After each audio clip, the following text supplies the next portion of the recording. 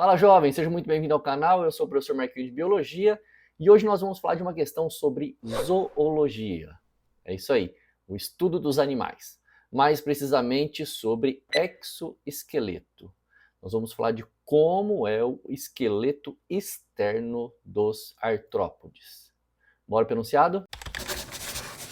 Lembrando que esta daqui foi a questão 134 da versão amarela, da versão azul 111, versão cinza 106 e a versão verde, que é essa que nós estamos vendo, questão 92. O exoesqueleto dos crustáceos é formado por quitina e impregnações de sais calcários, e por isso é mais duro quando comparado com o exoesqueleto de outros artrópodes. Esse revestimento externo confere proteção, mas por ser duro, limita o crescimento desses animais. Veja bem, quando nós falamos de exoesqueleto dos crustáceos e também dos artrópodes, artrópodes é o nome que a gente dá ao grupo dos animais com pernas, com podes, olha só, podes, pés ou pernas articuladas, que conseguem dobrar. Esses animais são mais rápidos. Só que dentro do grupo dos artrópodes existem outros grupos, outras subdivisões. Então, quando eu falo aqui, ó, crustáceo, eu estou falando dos artrópodes que apresentam o exoesqueleto no formato de crosta, por isso o nome crustáceo, né? E o enunciado deixa bem claro por que ele tem essa forma de crosta, mais dura. Porque além do carboidrato quitina, não se esqueça, quitina não é queratina. A queratina das nossas unhas, cabelo, é uma proteína. Aqui é quitina, um polissacarídeo, um carboidrato, tá? Lembrando que crustáceos são camarões, lagostas, esses animais marinhos que a gente usa. Existe um crustáceo terrestre que é o tatu de jardim. Esse daí pode cair na sua prova de vestibular, tá? Como uma exceção de crustáceo de ambiente terrestre. Aqui está falando que esse é um revestimento que confere proteção. Essa proteção pode ser mecânica e também contra a desidratação, porque é aquele esqueletinho, né? Aquela armadura que a gente encontra em qualquer tipo de artrópode, como por exemplo nos insetos, né? Pensa na barata com aquela casquinha, na formiga com aquela casquinha. O besouro, dá para ver muito bem que a casquinha é dura, né? Esse exoesqueleto de quitina é essa casquinha. Só que ele deixa aqui, ó, uma limitação. Esse exoesqueleto, por ser duro e ficar por fora, acaba limitando o crescimento desses animais. Como assim, né?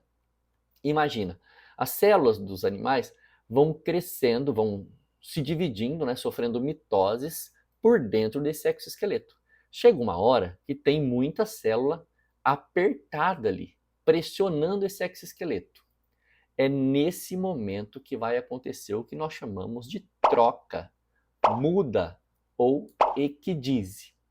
Essa tal equidise depende de hormônio, equidisona, depende do momento em que esse inseto se encontra, né? Por exemplo, na fase larval, ele não vai conseguir fazer equidise, só na fase adulta, mas isso vai fazer com que aconteça uma quebra, uma ruptura, principalmente da região abdominal desses artrópodes, para que saia um novo animal, um animal maior, de dentro desse exoesqueleto antigo. Saindo esse animal do exoesqueleto antigo, ele sai com o exoesqueleto jovem, fino e ainda muito sensível. Por isso que é muito comum esses animais, logo que abandonam a sua casquinha, né, que também pode ser chamada de exúvias, é muito comum que esses animais se escondam de predadores. Porque, vamos pensar assim, um simples fungo, um simples parasita ou algum predador ali, mesmo que pequenininho, poderia se alimentar do seu revestimento e fazer o predatismo de forma muito rápida e muito fácil. Então eles se escondem enquanto esse exoesqueleto jovem fica oxidando até endurecer para eles conseguirem se movimentar e ter uma vida normal. Agora nós vamos para o enunciado e análise de cada uma das alternativas. Vem comigo. Para superar essa limitação, que é o crescimento, né? Limitação do crescimento, o exoesqueleto deve ser formado somente na fase adulta do animal? Formar exoesqueleto somente na fase adulta não vai diminuir essa limitação ao crescimento, tá? Por quê? Vamos pensar num gráfico aqui que é bem famoso na biologia. O crescimento dos animais em relação ao tempo começa rápido no início e vai diminuindo conforme eles vão envelhecendo. Isso acontece na maioria dos animais. Nos artrópodes, assim como os crustáceos, insetos, aracnídeos, acontece um crescimento em forma de escadinha. Acompanhe esse raciocínio comigo, ó. O animal cresce, seu exoesqueleto endurece, então ele não apresenta crescimento, fica estabilizado esse crescimento por um período, ó. Nesse ponto acontece um evento. Esse evento é o que nós chamamos de equidise. Essa equidise é o que eu falei para vocês lá, ó. É conhecida como muda e que também é sinônimo de troca do exoesqueleto. Trocou o exoesqueleto nesse ponto? Ele vai sair sensível, o tamanho do corpo do animal vai aumentar até certo ponto, até o momento que enrijece o novo exoesqueleto, ele fica um período sem aumentar seu tamanho, e depois que aperta esse animal lá dentro crescendo, né, no exoesqueleto, acontece uma outra equidise. Aumenta o tamanho do animal nesse exoesqueleto jovem, endurece o exoesqueleto, fica um período sem crescer, e aí então nós temos uma nova equidise. Percebe que os artrópodes crescem em forma de escada? Cada vez que ele troca o exoesqueleto, aumenta um pouquinho seu tamanho.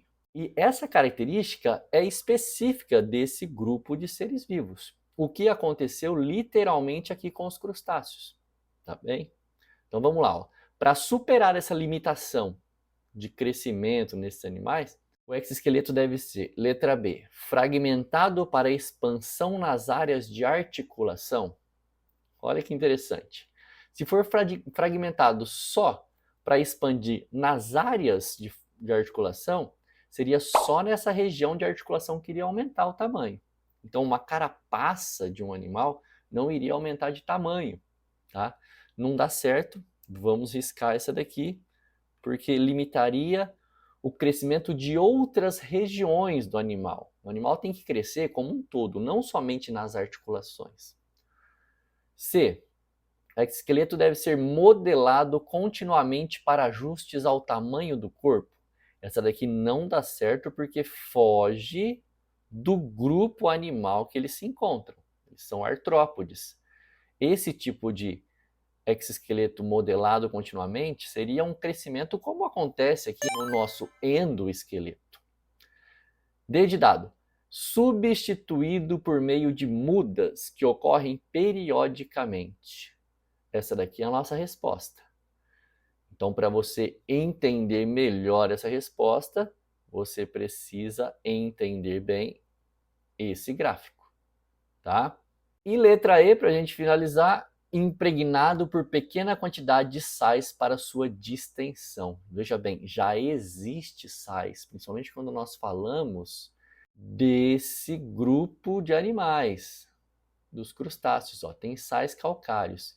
Então, para superar essa limitação, a impregnação de pequena quantidade de sal vai ser indiferente.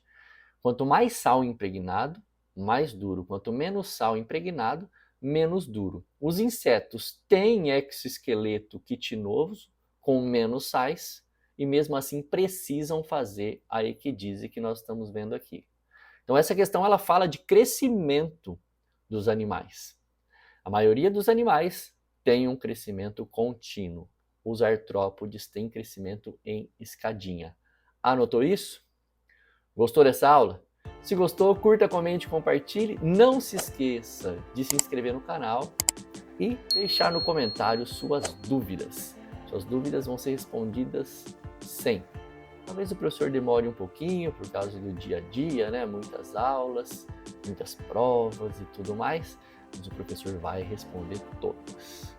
Eu espero que você tenha gostado. Até a próxima aula Fique com Deus, beijos e abraços. Fui!